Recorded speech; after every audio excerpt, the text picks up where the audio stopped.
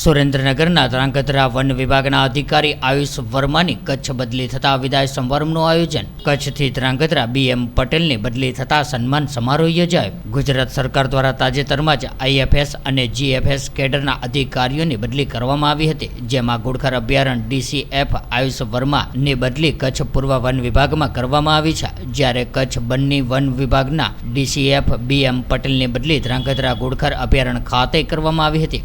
ત્યારે ધ્રાંગધ્રા ખાતે DCF ઘુડખર અભયારણ્યના આયુષ વર્માનો વિદાય સમારંભ તેમજ BM પટેલનો સત્કાર સમારંભ યોજવામાં આવ્યો હતો, જેમાં ઘુડખર અભયારણ્યના મદદનીશ વન સંરક્ષક, અભયારણ્યની વિવિધ રેન્જના રેન્જ ફોરેસ્ટ ઓફિસર, વનપાલ, ફોરેસ્ટ ગાર્ડ સહિતના સ્ટાફ કર્મચારીઓ ઉપસ્થિત રહ્યા હતા અને અભયારણ્યના અધિકારી તેમજ કર્મચારીઓ દ્વારા આયુષ વર્માને શાલ ઓઢાડીને શુભેચ્છાઓ આપી હતી। જ્યારે ઘુડખર અભયારણ્યમાં નવનિયુક્ત થયેલા DCF BM પટેલનું શાલ ઓઢાડીને સ્વાગત કરવામાં આવ્યું હતું। ત્યારે કાર્યક્રમમાં આયુષ વર્માના કાર્યકાળમાં વિવિધ રેન્જના અધિકારીઓ તેમજ કર્મચારીઓ દ્વારા કરવામાં આવેલી કામગીરી તેમજ અધિકારી દ્વારા મળતું માર્ગદર્શન વિશે વાતોને યાદ કરી હતી। જ્યારે ઘુડખર અભયારણ્યમાં નવનિયુક્ત થયેલા નાયબ વન સંરક્ષક BM પટેલ જેઓ કાર્યકાળમાં પણ અધિકારી દ્વારા કામ કરવા માટે અધિકારીઓને વાત કરી હતી અને પોતાના તરફથી પૂરતો સાથ અને સહકાર મળશે તેવી ખાતરી પણ આપી હતી। ત્યારે કાર્યક્રમના અંતે અધિકારી દ્વારા પોતાના વક્તવ્યમાં જણાવ્યું હતું કે સરકારી નોકરીમાં બઢતી, બદલી અને નિવૃત્તિ ફરજિયાત હોય છે,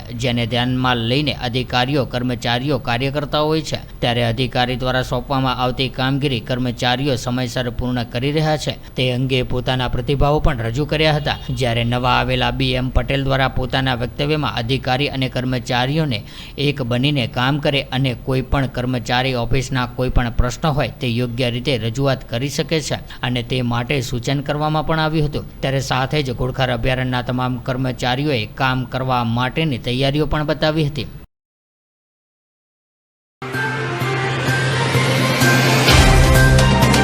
तो व्हाट्सएप, ट्विटर, फेसबुक, इंस्टा जहाँ भी आपका अकाउंट है, इसे शेयर बटन के द्वारा वहाँ पर शेयर करें।